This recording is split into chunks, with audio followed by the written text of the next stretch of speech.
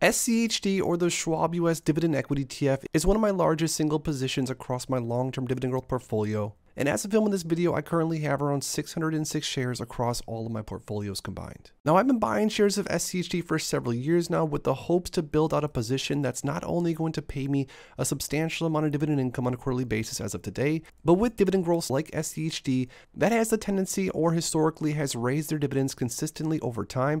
I hope that whatever I'm getting paid right now in dividends on a quarterly basis is going to be dwarfed in the future.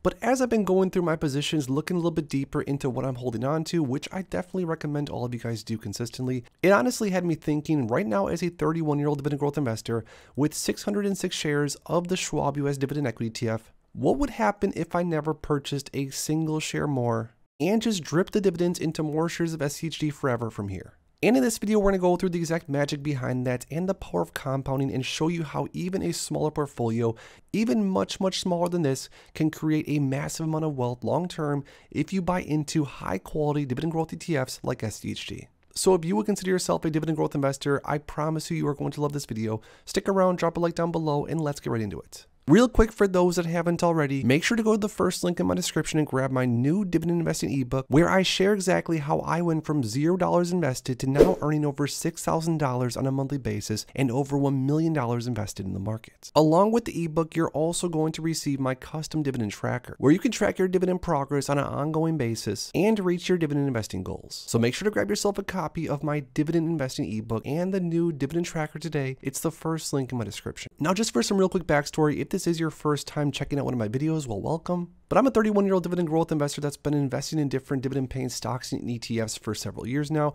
around 7 years to be specific. And on this channel, I show you my actual portfolio, show you exactly which stocks and ETFs I'm holding, buying consistently. And of course, we go through some of my favorite ETFs because as I've gotten further and further into my investing career, ETFs, in my opinion, are the way to go. But like I sort of mentioned in the intro, I have been going through my positions with all the recent craziness going on in the market. There's been dividend cuts.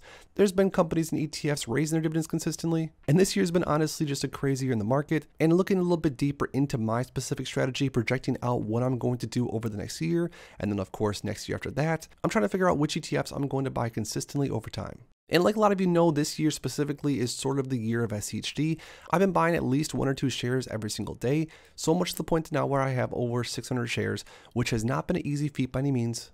But it does have me thinking, how many more shares of SCHD do I really want to grab? Do I want to get to 700 shares, 800 shares, or do I want to hit the goal of 1,000 like I set out to do?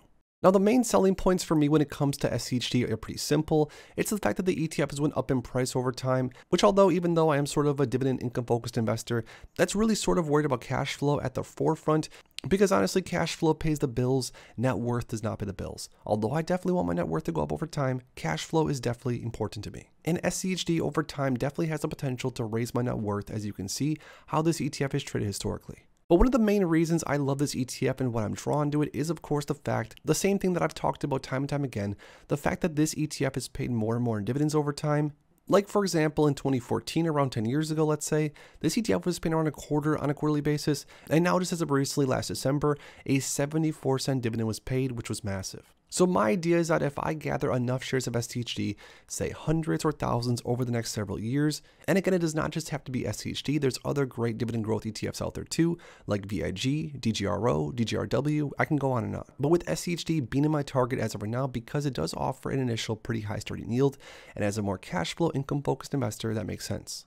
But it does still have me questioning my portfolio as of right now, and I want to know exactly, in theory, how much cash flow I'm going to have over time with just the shares I have as of currently with SCHD, how much in dividends am I going to make, etc. So let's dig into that. So looking a little bit deeper into my actual position of SCHD as of right now, I currently have around 606 shares, and I say around because I do have shares across multiple portfolios. I even have some fractional shares, so that's why I'm saying around. But with my 606 shares as of right now, we're looking at around a $46,000, $47,000 balance, an annual income amount of $1,619 per year in dividends. The dividend yield for SCHD as of right now is 3.46%. My yield on cost is a bit higher because I did buy a lot of SCHD when it was down a lot lower. So my yield on cost is somewhere around 3.6, 3.7%. Nothing too crazy, but not bad whatsoever, especially for an ETF like SCHD that does have some growth potential on top of the income. Now, if we look at SCHD's dividend growth over the last 5 or so years, we see 8.7% per year on average, and even larger, a 9.6% per year on average over the last 10 years. Again, this is one of the main selling points for me personally as a dividend income focused investor. I do want to hold on to high quality things in my portfolio that aren't only just going to pay me income ongoingly, but I also want to get paid more income, of course, to keep up with inflation along with other things. And of course, that growth potential is just beautiful. But this is where it gets really interesting. So based on the 8.7% per year dividend growth rate that SCHD has had over the past 5 years or so. And with this, of course, the dividend growth rate could change over time. It most likely will. It might get higher, it might get lower, but let's just go off of what we know. Historical numbers, let's go off of 8.7%. Now with dividend reinvestment being turned on, because again, for this example, we're talking about me contributing no extra money into SCHD. Like I said, I was going through my portfolio and I was thinking to myself, maybe you already have enough SCHD. Which of course the answer to that is that there's never too much, there's never really enough. But as of right now with over 600 shares, I just start to think to myself, am I in a situation where I want to start dabbling, building out another position? And honestly, these numbers are going to help me figure that out a lot. So as far as income scenarios go, this is with dividend reinvestment being turned on. So again, no annual contribution, not buying another single share in theory, dividend reinvestment being turned on, and with the growth rate being around 11.7%, so that's assuming the dividend growth plus, of course, your boost from the dividend reinvestment. So the current 1.6K in dividends, which is absolutely amazing, don't get me wrong, but of course, it's not anything to get too excited about really. 5 years from now, that 1.6K could be at $2.8 thousand per year, which again is definitely substantial, especially for a position that you didn't add another single dollar to. You just let the position basically run its course. By 2034, 10 years from now, we're talking $4.8 thousand per year. So definitely getting up there at that point. At that point, I would say that's a substantial portion of income throughout your position. Let's say if someone's overall income is $100,000 per year, at that point, SCHD alone, one position could be making up 5% or more of their income.